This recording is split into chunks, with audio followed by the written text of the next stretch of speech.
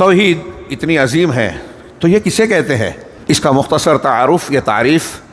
میں اپنے الفاظ میں کروں کہ اللہ کو اس کی ربوبیت میں، یعنی رب ہونے کی حیثیت سے اللہ جو کام کرتا ہے، پیدا کرنا، زندگی دینا، موت دینا، بیماری دینا، شفا دینا، کائنات کا نظام چلانا، بارش برسانا، روزی دینا، خوشی اور غم دینا، اولاد دینا، یہ سارے کام اللہ کے ہیں۔ کل یوم ہو فی شان، عزت و ذلت بھی وہی دیتا ہے، حکومت دیتا ہے، حکومت چھین لیتا ہے، یہ اس کی ربوبیت ہے۔ یہ ماننا کہ یہ جو کام اللہ کرتا ہے ویسا کام کوئی دوسرا کر ہی نہیں سکتا، 1% کا لاکھواں حصہ بھی کوئی دوسرا شریک نہیں ہے۔ اگر اللہ اولاد دیتا ہے تو کوئی نبی، پیر، ولی، بلکہ فرشتے اور کوئی بھی مخلوق اولاد نہیں دے سکتی۔ کوئی مان لے تو ربوبیت میں شرک کر رہا ہے۔ اللہ بارش برساتا ہے، کوئی یہ کہے کہ فلاں بھی بارش برساتا ہے، شرک کر رہا ہے۔ توحید اس کی گئی۔ اللہ کی ربوبیت میں اس کو اکیلا ماننا، الوہیت میں یعنی ہم جو اللہ کے لیے عبادت کرتے ہیں، عبادتیں بہت سی ہیں، سجدہ، رکوع، نماز میں جتنے کام ہیں سب عبادت ہے، حج میں جتنے کام ہیں سب عبادت ہے، روزہ، طواف، نذر و نیاز، اللہ پر توکل کرنا، اللہ سے محبت جس میں تعظیم ہو ایسی محبت،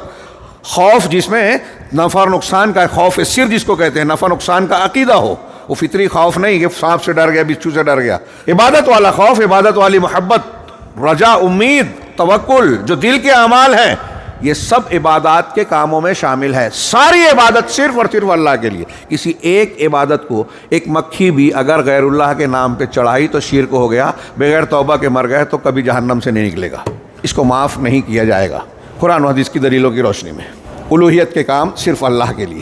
اللہ کے جو اچھے نام قرآن و حدیث میں ہے، اسماء حسنہ، صفات علیہ، جو صفت اللہ کی ہے، اس معنی میں اگر کسی مخلوق کو مانا کہ جیسے عالم الغیب اللہ ہے ویسا کوئی مخلوق کو مان لیا، جو نور اللہ کا ہے، یہ کوئی کہے کہ محمد صلی اللہ علیہ وسلم یا اہل بیت کے لوگ وہی نور سے نکلے ہوئے ہیں، کوئی یہ کہے کہ فلاں اللہ کے بیٹے ہیں، نعوذ باللہ، کوئی یہ کہے کہ حضرت علی کے اندر اللہ آ گیا، کوئی یہ کہے کہ جس طرح اللہ سنتا ہے ہر آواز کو، چونٹی کی چال کو، ہر دعا کرنے والے کی دعا کو، ہر آہٹ کو، ہر کھٹک کو، ہمارے دل کی دھڑکنوں کو، جیسے اللہ سنتا ہے ویسا کوئی اور سنتا ہے، تو وہ اللہ کے اسماء و صفات میں دوسروں کو شریک کر رہا ہے۔ کوئی یہ کہے کہ شیخ عبد القادر جیلانی کسی مردے کو زندہ کر دیے، کوئی یہ کہے کہ وہ لوح محفوظ میں تقدیر تبدیل کر دیے، کوئی یہ کہے کہ وہ روزی دیتے ہیں، دے سکتے ہیں، کائنات کا نظام چلاتے ہیں، کتب، ابدال اور ولی اور غوث ایک دوسرے کے معاون و مددگار بن کے کائنات کا نظام سنبھالتے ہیں، وہ مشرک ہے۔ کوئی یہ کہے کہ اس کائنات میں اللہ ہی اللہ ہے، مخلوق تو آئینے کے عکس کی طرح ہے، ہم اور آپ حقیقت میں ہے نہیں، جیسا کہ وحدت الوجودی کہتے ہیں ابن عربی اور ان کے شاگرد، اور جس کی تائید کرتے ہیں ڈاکٹر اسرار اور بہت سارے دوسرے لوگ، کہ ہر چیز میں اللہ ہی اللہ ہے، یہاں تک کہ ہندو جس مورتی کی پوجا کرتا ہے وہ بھی اللہ ہے، فرعون میں بھی اللہ تھا، نمرود میں بھی، کتے بلی میں بھی نعوذ باللہ اللہ ہے، ان کی کتابوں میں درج ہے۔ یہ سارے کے سارے توحید کو تباہ کر کے شرک میں پڑ گئے، کفر میں پڑ گئے۔